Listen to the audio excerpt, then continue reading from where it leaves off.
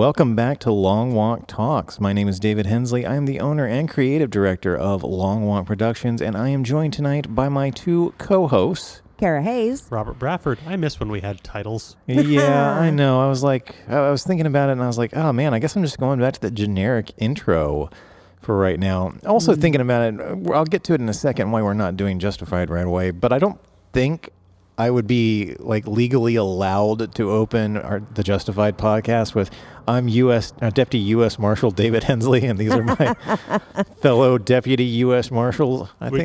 I'm sure Boyd has like roles assigned to member of his gang, so it could be like Chief Moonshiner, Cara Hayes, and like Dewey Crow stand-in Robert Bradford. Yeah, or backup deputy. Yeah, there we go. Tie it all back into Bone Tomahawk. Yeah. If we pronounce it as Marshall with two L's, Marshall, which is like the store, instead of Marshall, which is with one L, which is the law enforcement officer, I think we're legally in the clear as long as we pronounce it with two L's. Yeah, absolutely, and that would be the argument that I made in court. I mean, wouldn't it be fine as long as we're not trying to impersonate somebody, like out in public? I mean, how do you know that never mind. The power would go to my head by the end of the first episode. I'm honest enough to admit that. Yeah, it sure would. Especially when your main character is a U.S. Marshal who frequently shoots people. But if you listeners haven't picked up on it already, we are not actually starting Justified yet. We took a look at our schedules, the amount of episodes in the first season, well, in all seasons of Justified, really. Every season was 13 episodes. And the amount of time left before the birth of the wee baby Bradford, we just don't have time to get through an entire season. And it's just like if there's 1 week where one of us just like is unable to make it, then we have to stop midway through, and that's just, yeah. Yeah, I didn't really want to like watch 8 or 6 or 9 episodes and then have to quit for 2, maybe 3 months. So we decided instead that we are going to be talking about summer blockbusters for the next 3 weeks before we go on hiatus. So the three of us this past weekend went out and saw the most popular movie in America right now, deservedly so. Everyone can't stop talking about Obsession, and neither can we, honestly. I saw this movie for the first time 2 weeks ago and immediately said, I want to go back and see it again. And I want to bring Robert and Cara specifically so that I could spend more time watching Cara watch the movie. It's always fun to see how you react to things, and this was no disappointment. I mean, considering how many times I ducked and tried to look around corners that I can't see around because I'm not in the shot. Yeah. We saw it with a group, and David, I think you and Katie were on the opposite end of the row from me, so I don't know if you could hear me going, oh, no, a couple of times, or, oh, dude, come on. In a few places. Yeah. No, I only heard one reaction out of you, and it's going to tie into our first topic here, which is just how good Indy Navarrete is. But the only reaction, audible one that I heard from you is during the party scene where she tries to play off all the weird shit she said by being like, come on, guys, it's a joke. I'm joking. It's a joke.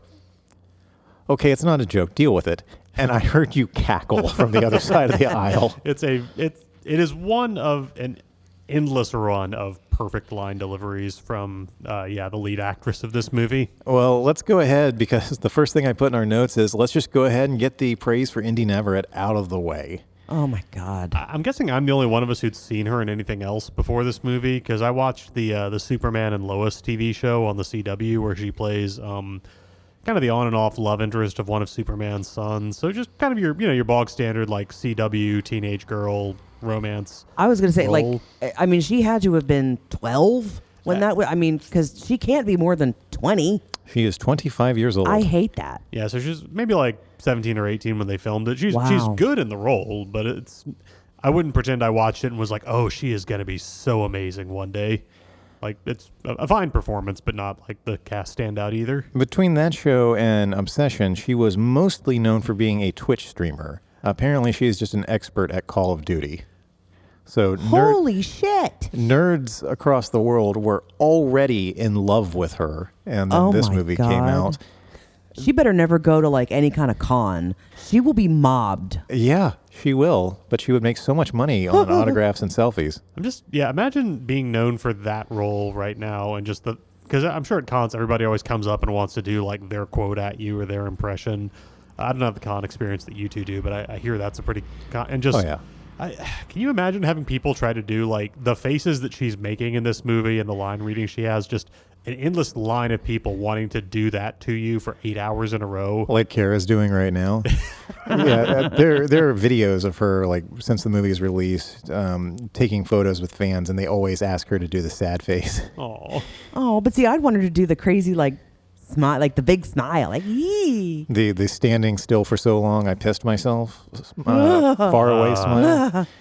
I hated that. Oh, well, yeah. I mean, I think the thing about her performance in this movie is that it feels so genuine throughout. Like, it's the perfect film acting performance because even at the lowest depths of Nikki's insanity, freaky Nikki's insanity, it never feels forced. It never feels unnatural. It always just feels like this is a person who is completely fucking unhinged. Well, or that she's literally a couple of days old. Like this entity came into being when he makes the wish and has a lifespan of maybe, I don't know, 3-4 weeks is max what the movie covers. So yeah, she has no idea. Like even if obsession wasn't the condition of her existence, she has no idea how to modulate things emotionally, how to like tamp a feeling down if it's, going to bother people around her. So yeah, but it comes from an organic place. Like every huge swinging crazy decision she makes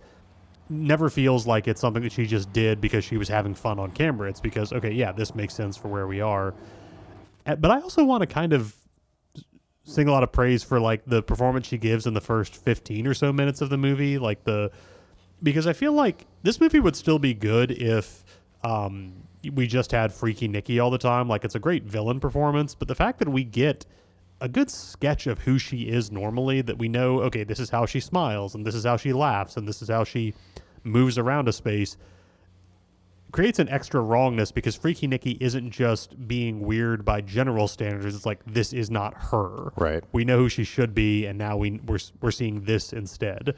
And it's just it's good writing too, that they kind of flesh her out a lot, but she does a lot of just changing like the little gestures and tones of voice. So it's, yeah, just a very well thought through performance, and I think probably the single biggest reason that an otherwise very solidly made across the board movie, but I think that performance is the reason it's taken off so much.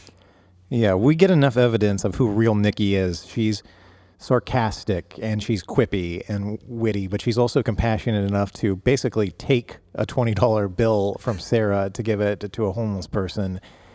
And she has a very frank discussion in the car with Bear about her feelings and what she's going through. And then to only get like 15, 20 minutes of that and then see her do a 180 for the rest of the movie, it's heartbreaking for her, for real Nikki.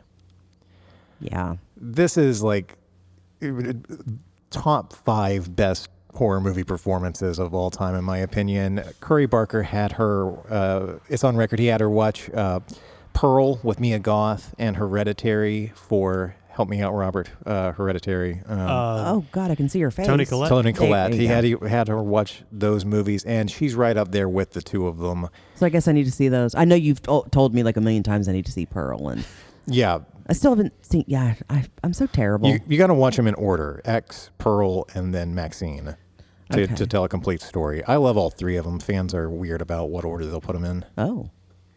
Anyway, that's a completely different series. God, yeah. This could easily just be a podcast. This episode could just be about individual moments from Indy Navarrete, and we're still going to get a lot of that, I'm sure. Robert, what were you going to say? Oh, no, that was just, that like it's across the board so good. Like you don't want to short shrift like a good script, a really great cast. The guy, I'm blanking on the name of the guy who plays Bear, but also just strikes a very hard balance of a guy who is so convincing as a good person to the people around him that we, the audience, aren't really sure either until the events of the movie unfold. Michael Johnston, and I almost feel a little bit bad for him and for the other 2, Cooper Tomlinson and Megan Lawless, because they are so overshadowed by Andy Navarrette's performance. And all of them, in turn, are overshadowed by Andy Richter as Well, obviously. their boss at the music store and Sarah's dad. I got so happy when he appeared on screen and I realized that was him. I haven't seen Andy Richter in something in so long. Neither me nor my husband, David, could remember. All we knew was we knew the guy, and I'd seen him in stuff, but his name would never have come to me if I hadn't looked it up. But I knew that face, and I was like, hey, I know that guy. That guy. I'll always remember him for his appearance on Arrested Development, where in the mythos of that show, he's one of, like, I think quintuplets. And so, like, his twin brother is, like, one twin brother is a stunt double, and one's, like, they just keep having, like, them impersonate each other to get out of commitments. It's one of those fun, like, celebrities playing themselves, but in an insane way. Yeah. To me, it'll always be the quintessentially Screwed by the Network show, Andy Richter controls the universe. That was a fucking brilliant sitcom that did not get the love that it deserved. But moving on, Obsession is unequivocally a horror movie. Some of the best jump scares I have seen in so long. In a genre that's just inundated with them now. They're done so well in this one. But there are 3 times in this movie where it becomes a straight-up rom-com. The first is at the beginning. Bear and Nikki's Good Times montage, I believe is what TV Tropes refers to these things as, where you see post-Wish Nikki when she's still fairly presenting herself as normal and as the real Nikki, and we get to see them having some adorable times together. More disturbingly, later in the movie, when Bear goes to meet Sarah at the park, the way that the scene before everything goes to hell is shot and framed and scored, it looks like it could be in a completely different movie. Like, it's building up to 2 longtime friends finally confessing their feelings to each other. Megan Lawless is giving the performance of, like, so into this moment, and it's got such a great build. And obviously these 2 are going to kiss and be happy, live happily ever after. Nope. And then here comes Nikki. Crash. And then right there at the end, after Freaky Nikki makes her wish, it's easy to call her Freaky Nikki. It's weirder to say Freaky Bear, but like post-Wish Bear. I personally like Wish Nikki and Wish Bear. Yeah, there we go. Because Wish Bear like makes What's it feel the story, like a Wish Bear? Care Bear. Yeah, we'll call him Freaky Nikki and Wish Bear. There you go.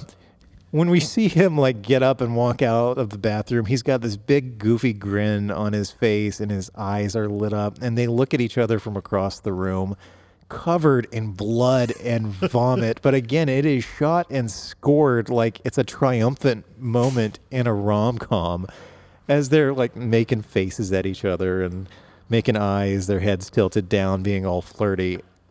Just disaster impending. But I love that so much that we get these 3 moments of, I won't call them levity, but a completely different film, let's say. It's an old rule that you can't parody or invert or do anything else to like meaningfully deconstruct any kind of genre unless you really know it. Like you know how to play the beats and do it. Like any great like action movie parody has to be kind of a great action movie itself. You know, if you're like, we've seen a bunch of crappy satires, like, you know, you're kind of Meeting the Spartans or epic movie kind of things that don't really understand the movies they're making. They can just kind of reference them. Yeah, for a movie like this that takes the sort of, shy guy and like the quirky independent girl, but she's really just perfect for him and just is all about turning that on its head in the most grotesque way imaginable. Yeah, they've got to have those moments where they play the greatest hits of your rom-com. All right, well, let's talk about it. One of the most controversial topics online right now. At what point in the movie did Bear become truly irredeemable? Who wants to go first? Well, I'm a horrible person because I said... He was never irredeemable. No, I'm not that... Okay, not that horrible. But for me, like the minute he makes that wish... You know, he's crossed that line, and because you can't unmake it, even though he does try, but you can't unmake it. Like he didn't think about the consequences. It was just this purely selfish, wham, my feelings are hurt, and so I'm going to do this because I want her. And it's just so childish. So basically from the jump. Almost. From the, I mean, he was okay at pub trivia. Seemed like he was in a morally okay space there. I don't know. I struggle with Bear because he just kind of annoyed me.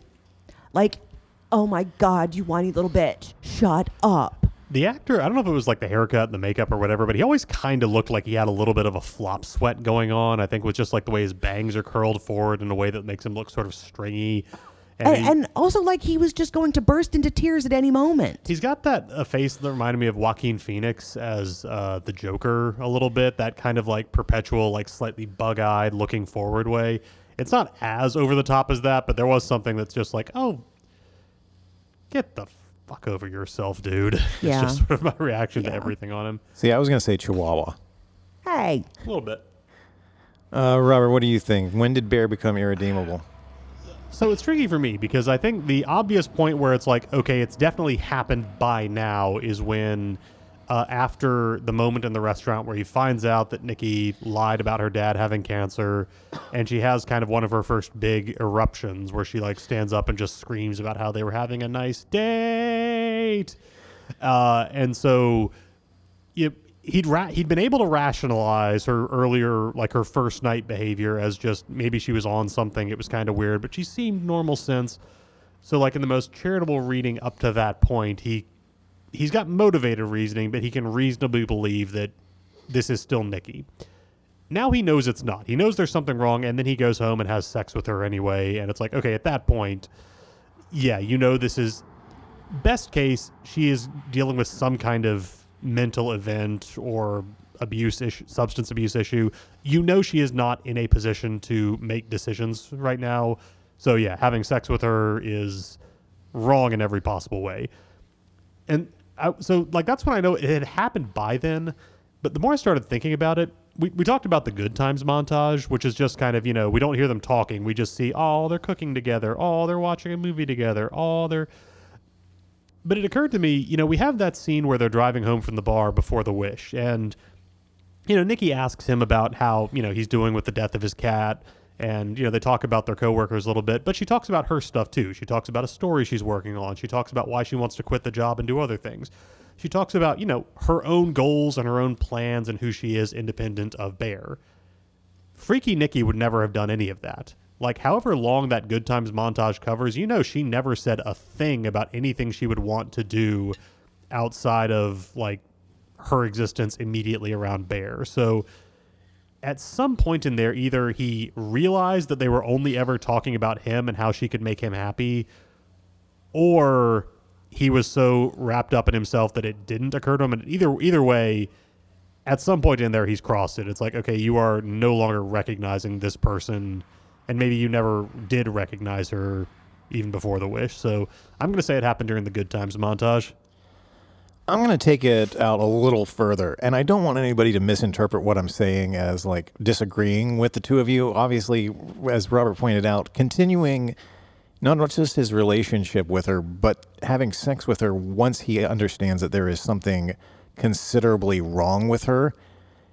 Yes, all of that, horrible, but truly irredeemable. I mean, even up to that point, he could still try to turn things around. He could still find a way to fix things. And nothing up to that point is, to his point of view, truly supernatural. He knows when he talks to her at the dinner date, he words his question exactly like he worded the wish. Do you love me more than anyone else in the world? And she says yes. But you can still kind of, like, they're in the honeymoon phase. They're both young and stupid. You can chalk a lot of Bear's decision-making up to naivety.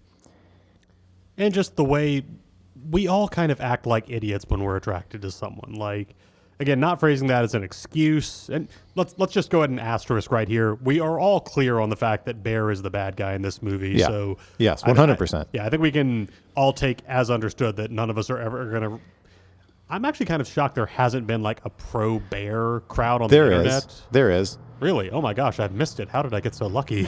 There are people out there who think Bear was the victim in all this, and that his actions weren't. Are you sure they're not just doing that to like to poke at people? And Have you met? You can never be people? sure on the internet, Well, but I mean, yes, and yes, but I just I'll shut up now. But but yeah, all that to say, like, yeah, so we all recognize Bear's the bad guy, and deciding when he's like truly at the point of moral no return is not saying that everything ahead of that is okay. Having said that, I'm going with the phone call to the One Wish Willow representative when it becomes explicitly clear, no questions asked, that there is something supernatural happening. When the guy on the phone is able to say, do you want to talk to her? And then you hear the real Nikki screaming in the background. The fact that Bear continues on after that, yeah, that's when you've crossed the line. I made this note later on, but I think it fits in now. Do we think the voice on the phone is an actual person in a physical location, or do we think he's communicating with... assuming that Freaky Nikki is sort of a possession situation, that some, like a foreign consciousness has taken up residence in her body, and like the moments where Nikki seems to freak out, be startled, attempt to harm herself, that those are moments where real Nikki reasserts control briefly before Freaky Nikki comes back in. Is it possible there are other entities and that's who he's talking to, or is this just a person who's a middleman to those entities? Oh, yeah, no, I think this is some poor guy who answered an Indeed ad.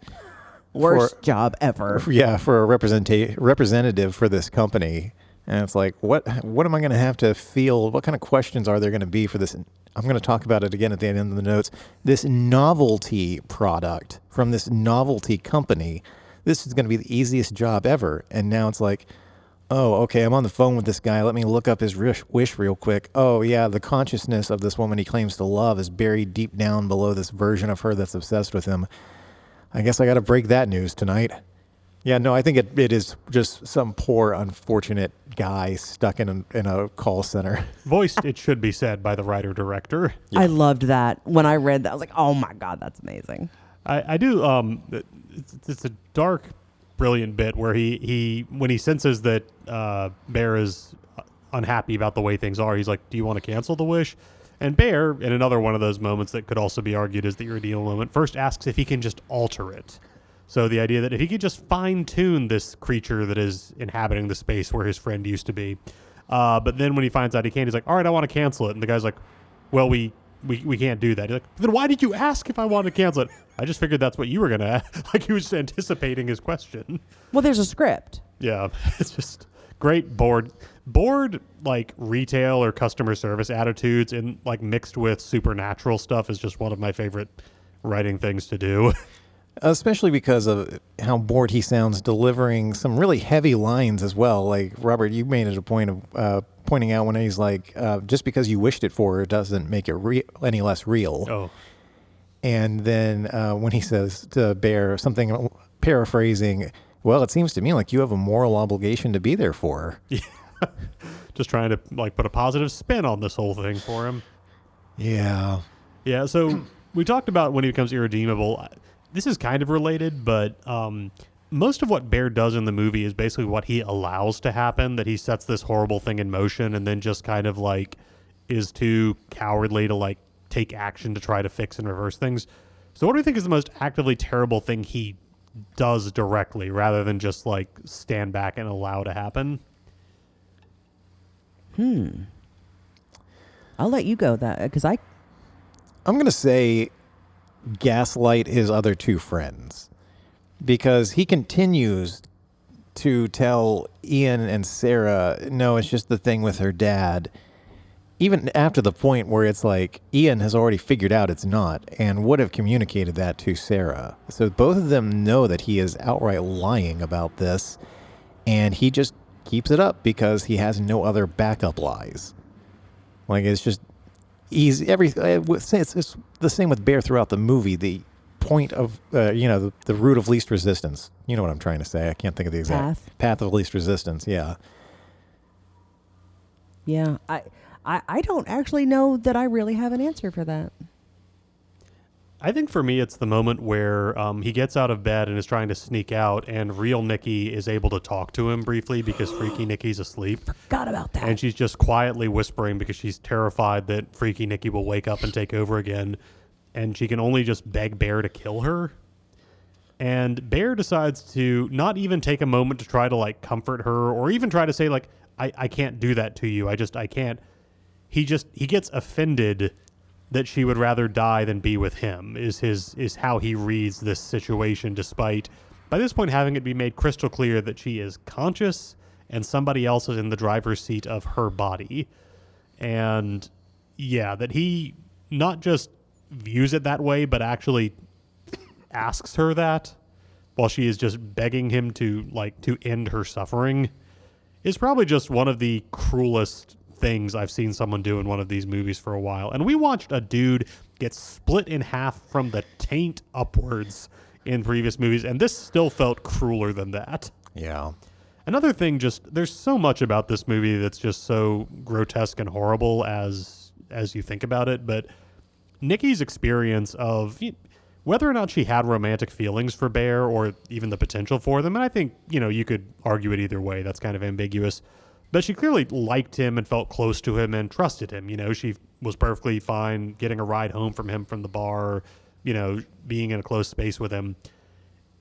And what must have been just the journey of discovery of who he really is and being just unable to do anything about it. And that moment where she's hoping there's something in him that cares enough to hear what she's asking. And then just to have that be not just rejected, but turned around back on her like that. Whatever was in her at that point that wasn't just despair, I think died right then.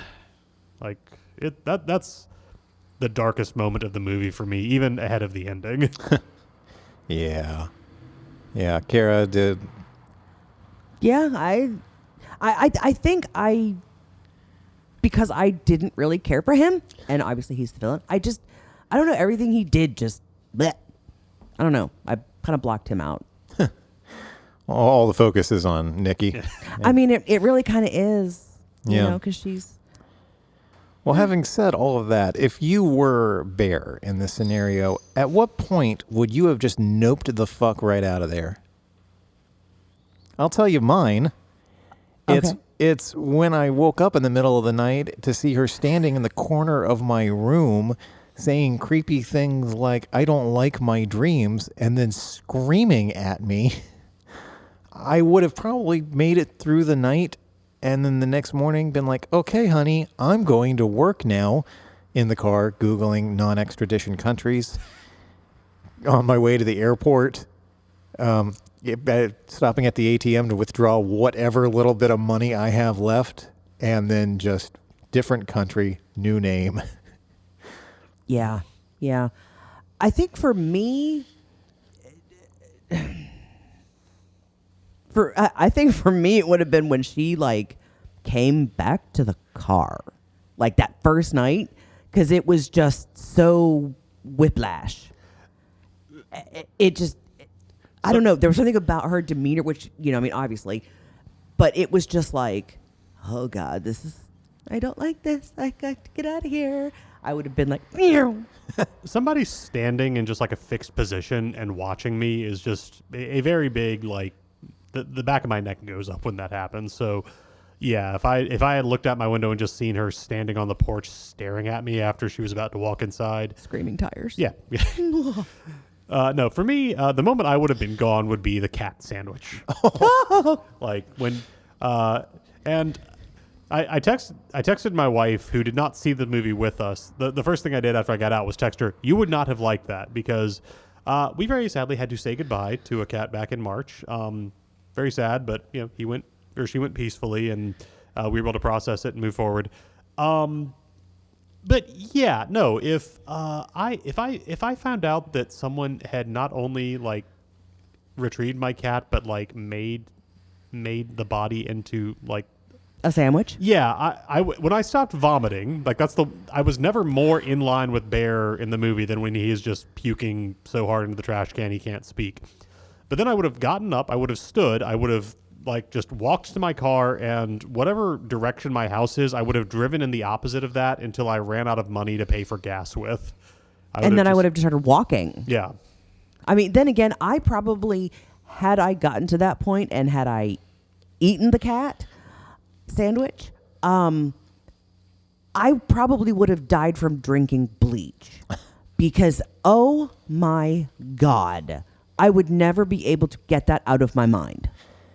It does give us the moment where he goes into the apartment and, having clearly like rehearsed this in the car, has to be like, Nikki, you can't cook our cat, or you can't cook my cat. I'm very upset about that. And her in the bathroom going, okay, honey. Yeah, like he's, disciplining a 3-year-old. Oh my God.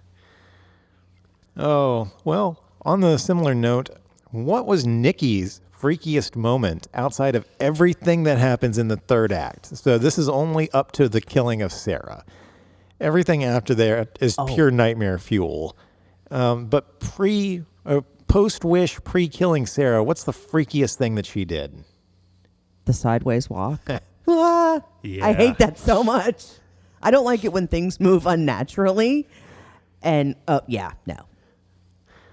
Robert, what do you think? I think for me, it was probably when they go to Ian's party, and she... they're playing the game where you draw blocks from like a larger Jenga tower, and you have to do whatever the challenge is of the one on there. And I don't think we actually see what she draws, but she takes out her phone and reads something from it. And it's basically an incestuous, dark retelling of Hansel and Gretel. And we mentioned this in the in the group chat when we were, I think, debating whether or not, like, what evidence there is for or against whether real Nikki could have had romantic feelings for Bear. But the idea that, we get the story is a brother and sister who are now sexually desiring each other in a way that is phrased as if they're literally consuming each other, suggests that, that's sort of the view of it, that they're a non-romantic relationship that has been forced into it in a violent and destructive way. And just her super intense, like, hard poetry reading of it, just made it so friggin' uncomfortable.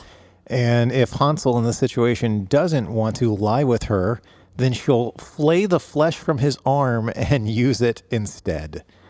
Something like that.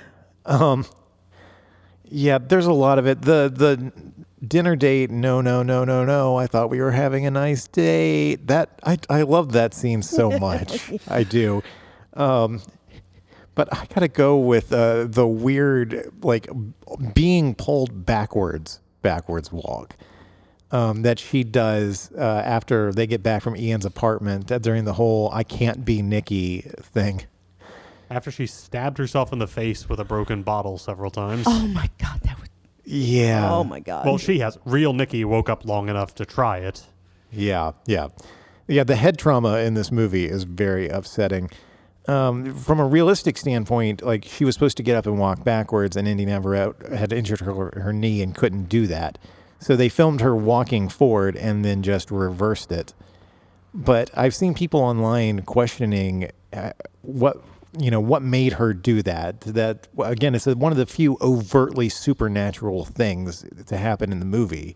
A real person doesn't move like that physically. And I've seen the argument that I've seen is that a real Nikki tries to come through to attack him, and whatever it is, controlling real Nikki literally pulls her backwards away from him.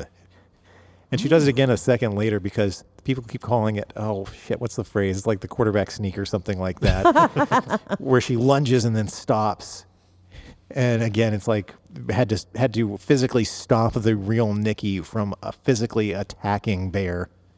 Yeah, that backwards walk combined with the backwards line. Have you guys looked up what she says there in the backmasking? I forget what it was. It's very upsetting. So the line there in reverse is rail my guts. Oh God. Yeah, which can be interpreted as like, hey, don't think too hard about any of this. Let's just have sex. How about that? That'll make you chill out. No, fuck that backwards walking. And to me personally, we'll discuss it. In retrospect, I think real Nikki was the only character who did no wrong, at least on screen. Sarah and Ian fuck up pretty badly over the course of the movie.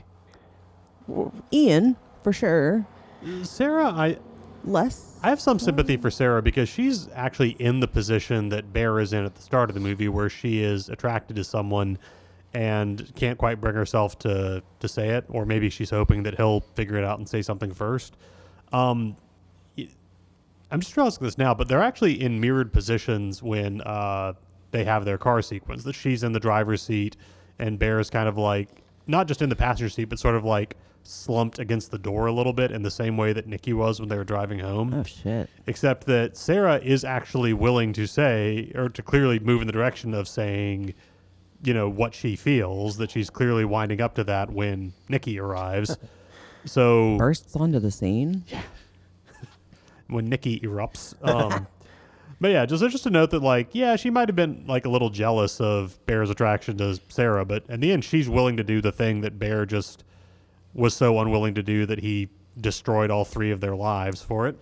Counterpoint, she watched Nikki break a bottle and stab herself in the face with it, and then the two of them leave. After a couple of weeks of watching her act really fucking weird, she still decided that was a good night to text him, meet him in the middle of the night, and confess, presumably what it was building to, confess her feelings for him. And I think she said, if you don't come, I'm going to come over there, right? Yeah. Oh, I'd forgotten about that. Yeah. So bad timing on Sarah's part, a little bit selfish on her part to be like, I know that Nikki's going through some terrible things right now, but let's talk about how I feel about it. Was that Cara, you were saying? I was just going to kind of, I mean, you know, because it's not like she doesn't know that Bear's the reason that she's behaving this way.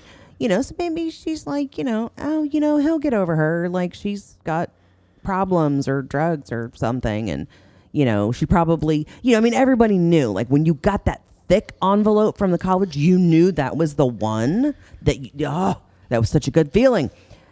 And so I think she knew, like, okay, I'm pretty sure I got in here. And so if I don't do this now, I'm never going to do it. And if he tells me to go, you know, fuck right off, I will just go do that. And I will go to college and never look back. It's also worth remembering that she presumably thinks Bear is a much better guy than he actually is. And so from her perspective, it could be Nikki's having some kind of break and she is manipulating Bear into being with her because he wants to protect her. That from her perspective, it could be Nikki's the one who's like exerting pressure on Bear to stay in there, and Bear is such a good guy that he's just being along with her. Going to emphasize that isn't what's happening, not even a little bit. But from Sarah's kind of rose-tinted view of the situation, that could be why she, like, that she's trying to help him get out of what she thinks is a bad situation for him. That's a good point, too. Yeah, all Bear realistically had to do was just wait like 12 hours and go to work the next day, and the whole movie could have been very different. Ian, I will point out, is no saint here either, because he was like, once you find out later that Ian and Nikki were hooking up on the side, it really recontextualizes all of the advice he gives Bear in the beginning of the movie. He was essentially sabotaging Bear by giving him terrible advice. Really, the person to give the best advice to Bear is the waitress at the very beginning, who's like, why don't you try buying her something nice? You know, something she likes. And Ian's like, no, fuck that. Don't do that. Neg her instead. Call her something that she doesn't like being called. That'll get her. Yeah. Yeah. Ian, not like deserved to get shot in the head kind of bad, but like, yeah, not the best friend. Deserve it. I mean, honestly, like when the movie started, I was not convinced that Ian was actually like his friend. Like I was like, okay, like this guy is, you know, obviously just tormenting this poor kid. Oh no. Oh my God. Like, that's your friend? Fuck that. I think Ian is the most like, these are my coworkers that I hang out with, and he, you know, has sex with Nikki occasionally when she's, I'm assuming it would happen if she was also down for it. And that like Sarah and Bear are just kind of friends of proximity for him. I have seen two different, this is the most unrealistic thing about obsession threads going on. One of them is the most unrealistic thing about it is that Nikki was hooking up with a guy like Ian.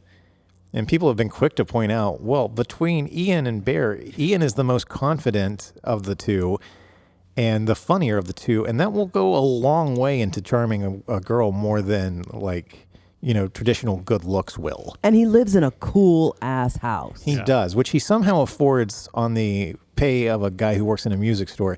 The other one that I've seen is the most unrealistic thing about Obsession is that this music store needed 4 full-time employees and a manager. Okay, I got to give it to that one. Which, again, is a very indie rom-com thing to be like, these are our heroes work in this like weird, obscure thing that somehow pays them full-time salaries to just hang out and have scenes here. Yeah. They make it a point to mention that Bear inherited the house he's living in from his grandmother, but no mention is made of the cool-ass house that Ian lives in or how he affords it. I guess you can argue Sarah probably lives with her dad since he owns the music store. And side note, just Sarah's dad, the worst day of his life tomorrow, because from his perspective, one of his employees had a nervous breakdown, beat his daughter to death with a brick, dragged her to the house of another employee, did ungodly things to her body, and then, at least she's like... used his gun to shoot one of his other employees in the head. And then... I think everyone's going to assume that she forced Bear to commit suicide somehow. Imagine being Andy Richter and you've just got to, live... Nikki, for as horrible as her situation is, at least knows what happened, and Andy Richter just is going to have to deal with this, inexplicable, horrible thing that destroyed everybody in his life. And how do you explain that?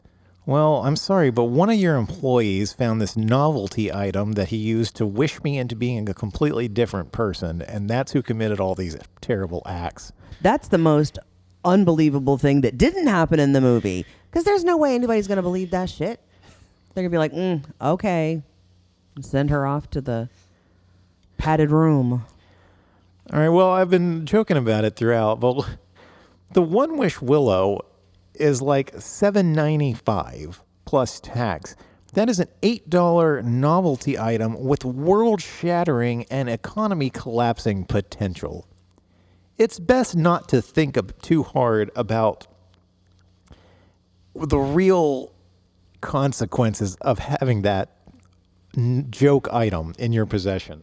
It's funny that the director has been very emphatic in interviews that he did not write it to be like a monkey's paw thing where it takes your, well-intentioned wish and then deliberately turns it around on you. Everything that happens in the movie is a consequence of Bear making a selfish wish that he also phrased very poorly, and it just logically going from there. But yeah, that Ian getting his $1 billion really is just he gets $1 billion. It's not like it's $1 billion, but it's cartel money and they're going to be hunting you for the rest of your life or anything. It's just, no, he gets $1 billion. And then, by pure coincidence, he gets shot 15 minutes later. The guy who works the day shift at this, whatever you want to call it, novelty store where the One Wish Willow comes from, says that his wish came true and everything worked out perfectly fine for him. But there would be a million Ians out there who would immediately wish, I wish for $1 billion. Or, I wish to be the richest man in the world. The economy is going to collapse within days. Well, they're a collector's item, so is sort of the movie's reference for they're rare enough that most people, I guess, and I guess there'd be cases like this one where 3 of them get used basically one gives wealth to a guy who doesn't live to spend it, and then the other one gets used. No, it doesn't cancel it out. Used by 2 people who promptly destroy each other. So. Yeah, I think I'm okay with that just being the movie's kind of silly conceit. And really some of my favorite gags in the movie are just the reveals of what else, the teases at what else has been happening. When the first night that Nikki stays with him, Bear goes on Reddit or something asking, does One Wish Willow really work? And he scrolls through a bunch of yes or no responses. And one that he scrolls past very quickly is one by a guy saying, yes, it worked. My mom has been ugly all her life, and now she's the most gorgeous woman alive. And you're just Ew. Well, that's a different horrifying movie that's got to be happening right there. Oh, God. Yeah, the implications of some of these. But so let's just say, Cara and Robert, the three of us have each come into possession of a one-wish willow each. 3 of them total. What is your wish going to be?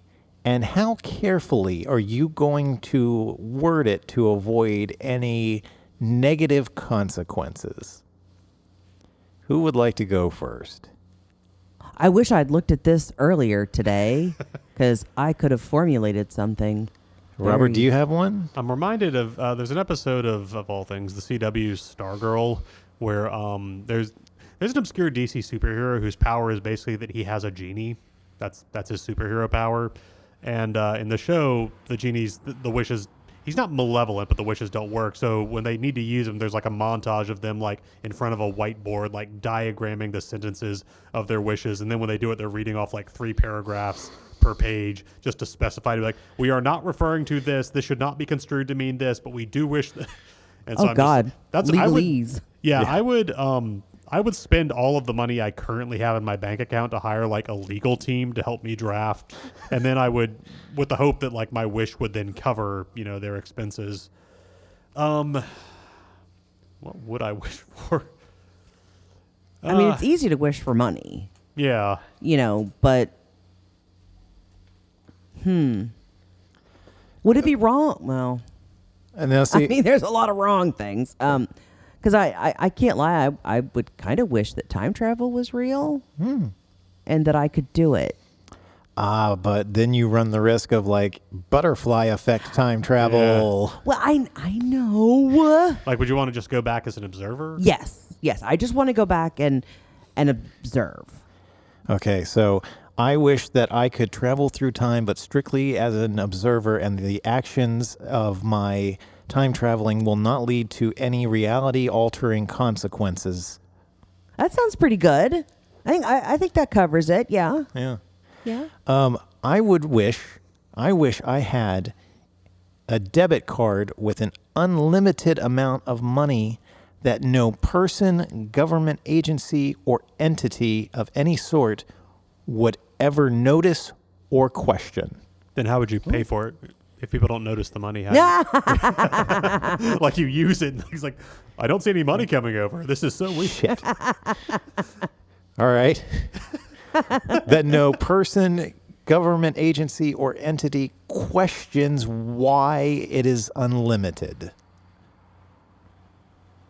Okay.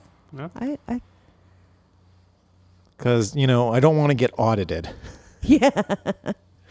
Sir, why does your bank account just say infinity?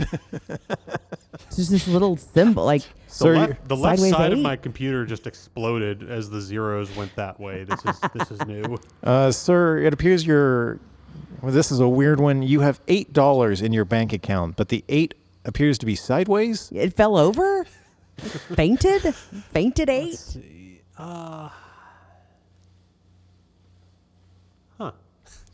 I think purely for just a wish that would just like bring me a lot of like endless happiness without ever like the risk of like catastrophic consequences.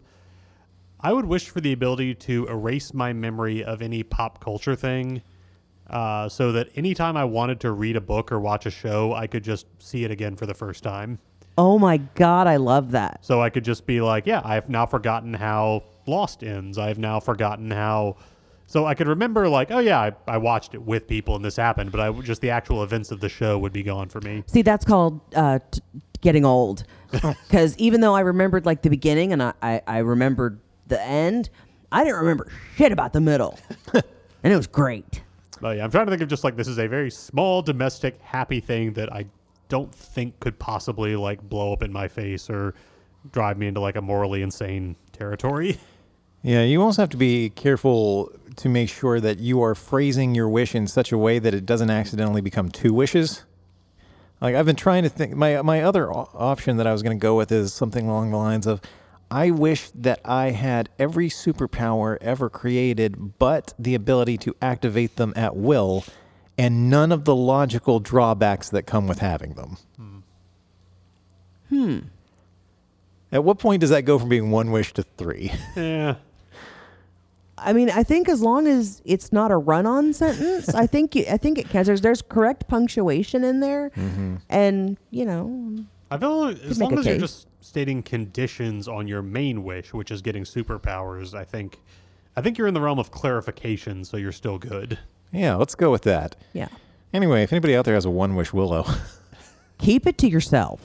fuck no. Honestly, what I probably do is just like have I would just keep it on me at all times, and so just be like, well, I've been in a car crash and I'm seconds from dying, but I wish I'm okay. Like, it would just be one of those things where it's like, I'm gonna just save this until the day where I really need it. I'm afraid that I would do something like Ian did, and I'd be like, I wish I could eat as much as I want without ever getting fat. Snap. Car crash right next to me. I'm like, damn it, why didn't I save it for that? Yeah. So I just noted one thing, because it's always fun for me to imagine sort of crossovers in like the world of the supernatural. If you're Nikki and you're, and let's say this could happen either during the events of the movie or after it all comes to an end, what fictional supernatural investigator would you want to pick up your case? Like, of all the, characters in literature and movies and TV, comic books, whatever, whose business is, hey, there's a weird supernatural thing happening, let me go look at it. If you're Nikki, who would you want coming in to help you? John Constantine. That one occurred to me too, because I'm just like, yeah, you know what? He knows how to get rid of demons, and probably could have found a way to break the 1 wish Willow without. And he basically functions as a private investigator anyway.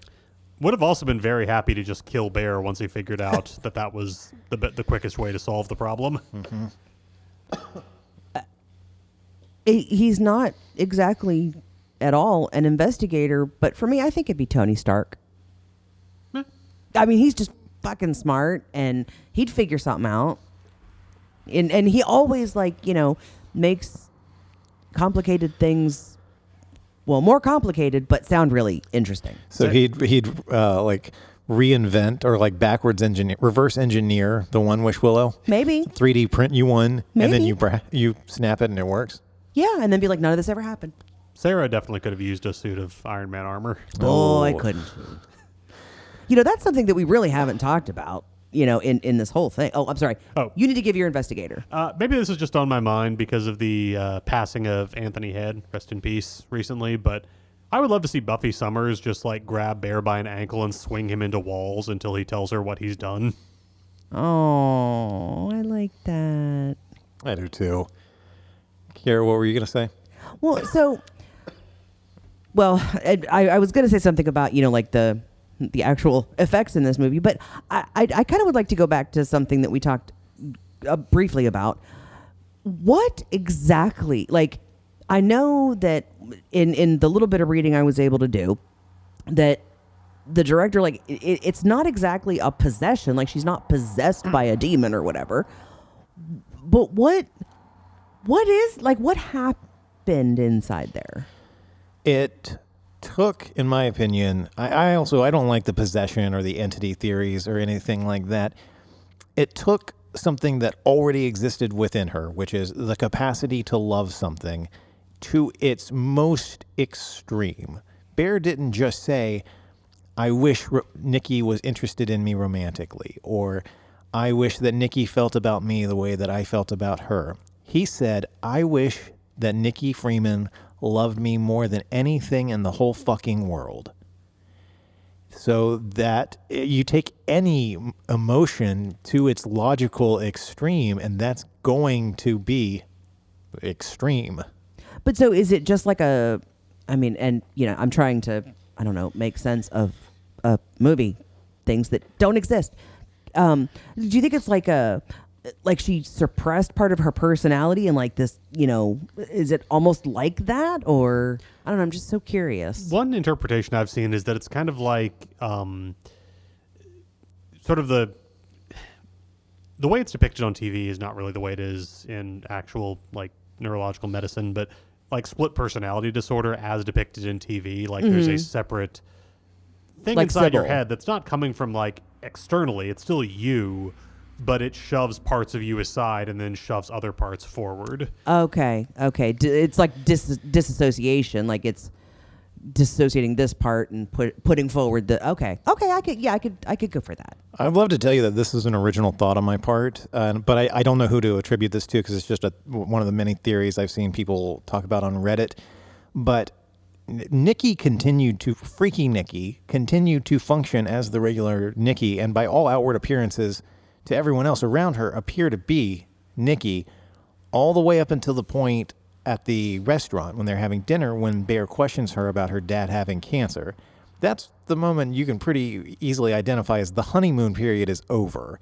So, and Bear appears to be upset with her. For however long that Good Times montage took, they were in love and happy and there was no fighting whatsoever. So picture like any person that you've ever known that like loved somebody so much and then gotten broken up with and be like, oh, I'll change. I can be, do this for you. Take that to its most logical extreme as well. The lengths that she goes to try to keep his love for her. Yeah. Also, just general observation of like, I think an underappreciated aspect of what makes this horror movie so effective is it can be scary to be in a relationship and realize that the other person is way more intense about it than you are. Like, separate from everything about like the context of why Bear and Nikki are in these positions, but like the realization of, oh, this person is super intense about this. Like, also just noting that generally that like it's a smart piece of writing that does what good horror does, which is take an everyday thing we've all experienced or at least thought about experiencing, and then just like, what if you were in the most like crazy version of this? I sent you guys the screenshot, but in the movie she shows him an AI photo of the two of them together, and the caption across the top is, "I want to wear your skin like a sweater." Oh God. Yeah. Oh man. All right. Do we have any final thoughts that we want to share about Obsession? Well, I feel like we could easily keep talking about this for like another hour, but it's just going to turn into, what? And then this, what about this happened? I just want to give props to the special effects team, because that was all, as far as I could tell, all practical. Yeah. And fucking so good. Yeah, you gotta go. There's a plethora of behind the scenes footage and photos out there, and it's all worth watching. Because when you see her like out of character, to see Indy Navarrete just covered in blood and gore, but still bopping along like a 25-year-old girl does. Oh. Like there's a picture of her in like Sarah's dress with the drawn-on tattoos and her face just covered in blood, but she's like standing on that like living room set, sipping her iced coffee from Starbucks. It's just adorable. Oh God. Yeah, I haven't had a chance, but that's my weekend. Yeah, and like seeing the way that they filmed the scene in the car with the head smashing. It's all great. It's all gold. It's behind the scenes gold. I can't wait to see that. I'm just gonna note there was some weird conversation going on social media where people were discovering that this indie horror movie, which had a budget of like $750,000 or so, that the people working on it did not get paid like obscene amounts of money. And they're like, well, that's unfair. Look how much it made. And it's just like, yeah, you don't budget movies based on how much they might make if they're like a freakish, almost once in a generation box office smash. You budget them based on, we'll probably won't get this budget back, or if we do, maybe we'll scrape a little past even. Here's $20,000. And you know what? If you're appearing in this role, $20,000 is a good payday. Yeah. And then your next role is the one you get like $2 million for. That's how jobs work. Yeah, I've seen the counter argument made as well. Like, okay, so everybody makes $20,000. We think that's going to be fair for everybody. And then the movie does not go on to become a smash hit that makes $200 million. It underperforms. Now we find ourselves owing the people who bought this movie and paid for the distribution. Oh, we owe them money for what they... Do you give the money back? So, sorry, guys, you're each going to need to pony up some of that money that we spent. No, that's not how that shit works. That's not how the movie industry works. You take a gamble. Yeah, that's really not how fucking any industry works. You take the last job that you did and you showcase your accomplishments on it when you're moving on to your next job, or when you're explaining why you should get a promotion. Yeah, this whole thing started with the production designer or the scenic designer, something. Who did great work. Fantastic work. That's wonderful. Yeah. Would it have been great to make more money? Yes, absolutely. It's always great to make more money. The way you do that now is you say, I was the production designer on one of the highest grossing movies of the year, one of the most celebrated movies of the year. Anybody is going to go, okay, well, you're hired. Yeah. What salary do you want? Yeah, exactly. Yep. Name your price. And you eventually work your way up to where you're like Jack Nicholson and Batman, where you're like, I want a bunch of money and I want a cut of merchandising rights. And you end up making something like $90 million for the movie. Yeah, there was a point where Jack Nicholson was the highest paid person in Hollywood solely because of Batman 89. Oh, damn. Yeah, he wrote it into his contract that he would get like a percentage of like lunchboxes, action figures, everything. That's fucking brilliant. Yeah, and so he was still making money like decades later from it. Oh, my God. Yep. Brilliant, brilliant movie. One of the best horror movies I've seen in a long time. I've seen it twice now. Would happily go and see it a third time. Agreed. Yeah. Very I'm excited gonna own it. to see what all of these people do next. Oh, yeah. Like, Curry Barker's next movie has already been filmed and is awaiting, like, distribution. I guarantee you that's going to get picked up real fast. Have you guys heard about this? It's called Anything But Ghosts, and it stars Aaron Paul and Bryce Dallas Howard as fake paranormal like investigators who find themselves in an actually haunted house. Okay, wait a minute. So even before this movie was so like such a bombshell, he got Aaron Paul. Mm-hmm. Oh my God. Well, I think it had a festival release in 2025, so it was already picking up pretty good word of mouth by that point. Yeah, Blumhouse Productions picked it up for $15 million after it premiered at TIFF last year.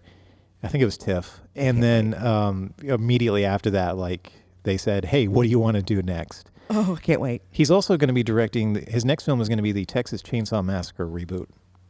Which, when I first heard about this, I was hesitant because, like, we've already seen two of those now.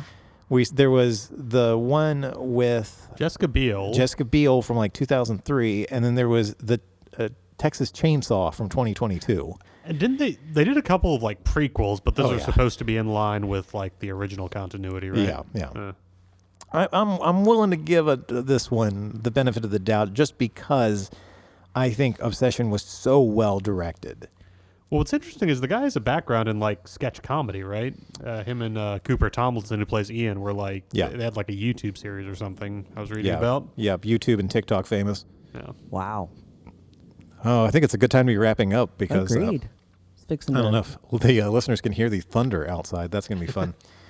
All right.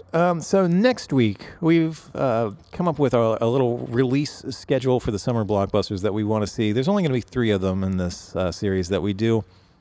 So next week, we are going to watch and talk about the new Steven Spielberg film Disclosure Day. And the following week, we are going to go out and see the Craig Gillespie film Supergirl, the next entry in James Gunn's DC universe. 3 very different movies from 3 very different genres. And between now and then, I also promised that I would go see Backrooms with Cara, because I saw that last weekend as well. And then we're going to wrap up. We're going to go on hiatus for a couple of months while Robert and his lovely wife welcome their new baby boy. So, Robert, in the meantime, either social media or something that is bringing you joy. Let's see. Something that is bringing me joy. I have been... dang it, I said Widow's Bay last week. So, I have been replaying Grand Theft Auto San Andreas. Just got the PS4 version of it, and it's... You know, it doesn't have, like, the super detailed graphical polish that the later games of the series have, but my gosh, it's got rock-solid mechanics.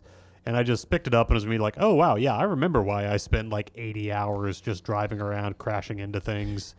It's just one of those games that, like, you can pick up and immediately remember why you had such a blast with it. Oh, yeah. Yeah, the trilogy is on sale again on the PlayStation Network, and I really want to pick it up. But also, I don't have enough time to play the games that I currently have as is. And you got to save time for the next Resident Evil. Yeah, Wait, we got like I know a that's year. next year. Yeah, we got a year before that comes out. You know I'll be picking that up, though, and you'll be coming over to watch it. Yeah. Cara, what is something that is bringing you joy currently?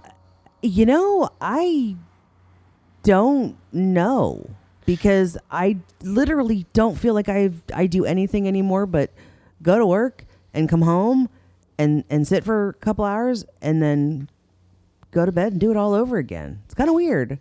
But you know what? You know what's going to bring me joy tomorrow? Having lunch with a friend I haven't seen in a very long time. Yay. Hey, there you go. I love that for you. Sparking joy right now. Katie, my wife, and I are watching Twin Peaks for the first time, and what a fucking wild ride that is. Robert, I want to talk to you about that once this episode is over, if you don't immediately have to bounce. Huh? That if you want to follow me online, you can do that on Instagram at DB If you want to keep up with Long Walk Productions, you can visit us online at longwalk.us. To see more of our original work or hear past episodes that are no longer streaming, you can follow the YouTube links in the show notes. Thank you very much for listening, and if you enjoyed this show, please make sure to leave us a rating and a review on whatever platform you're listening on. I thought we were having a nice podcast.